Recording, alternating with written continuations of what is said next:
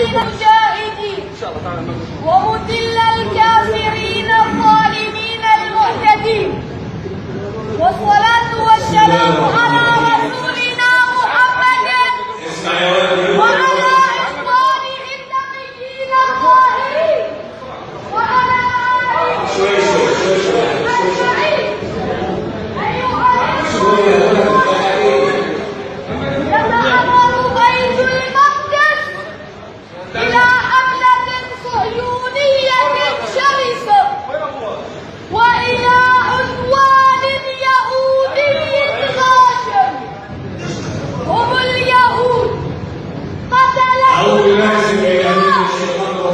أهل البغي والشقاق وعدوان على المسجد الأقصى وعدوان على العقيدة وعدوان على الدين، على الإسلام العظيم. هو ميراث الأجداد، مسؤولية الأحفاد، أرض الأنبياء، صحبة الرسالة،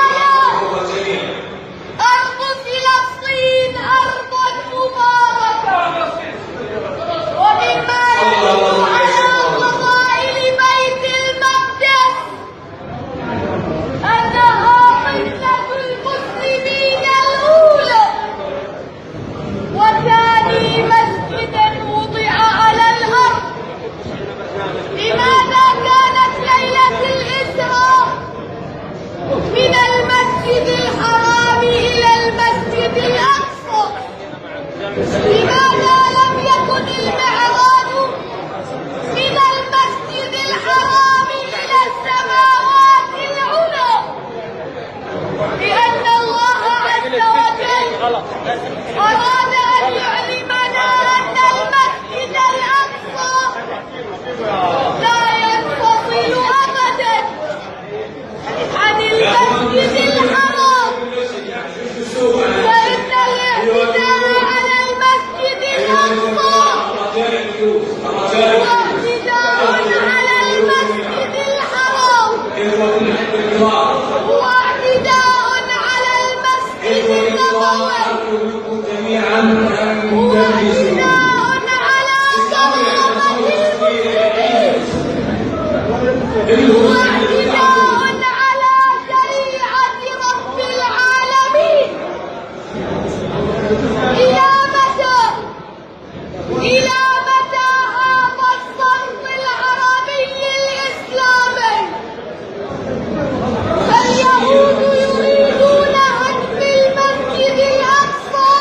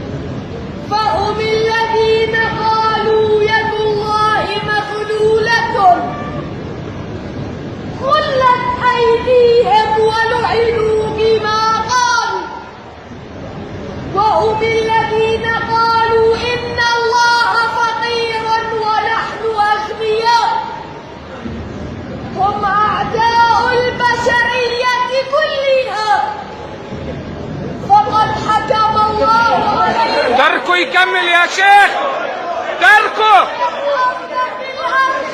تركوا. والله لا يحب المفسدين.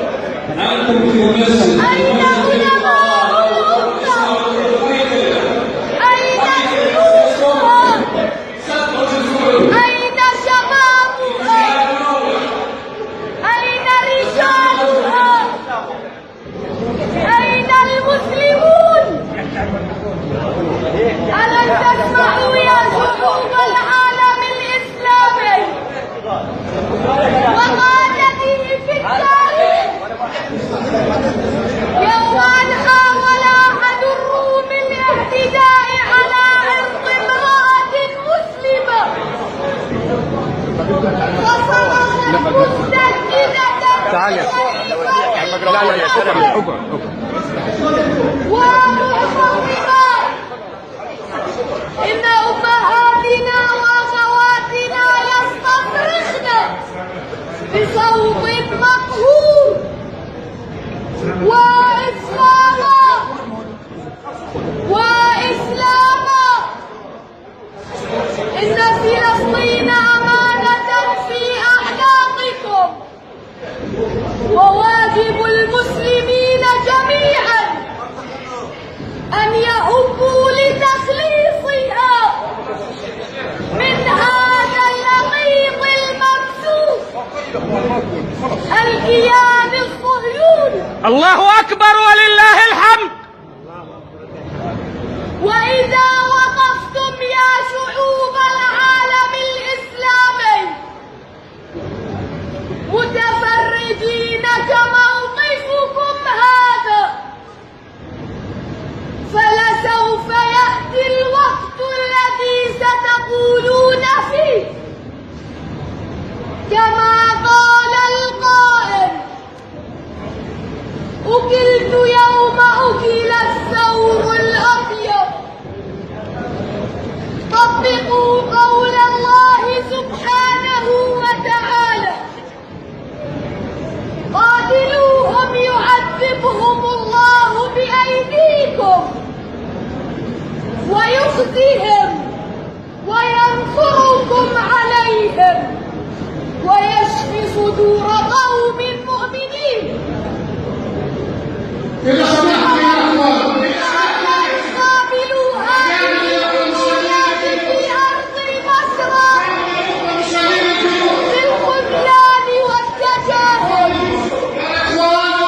وإلا فلنخشى من حلول عقوبتنا ونزول بلائه.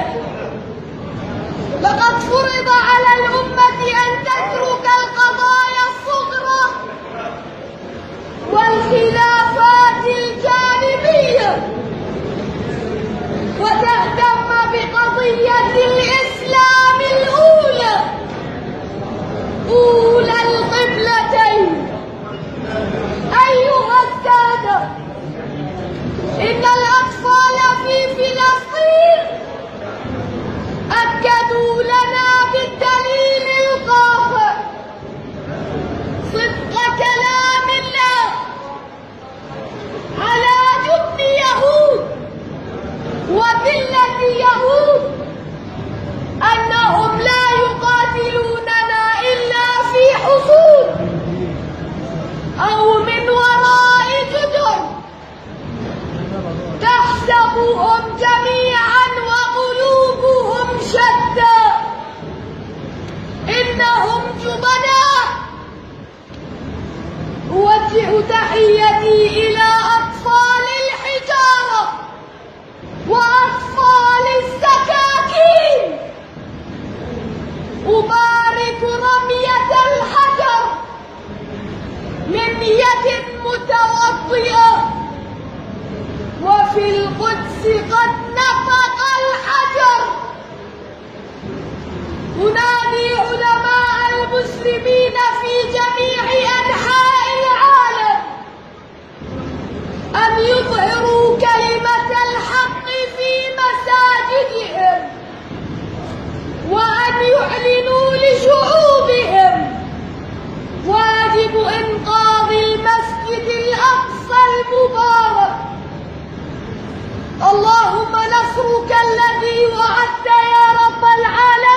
آمين.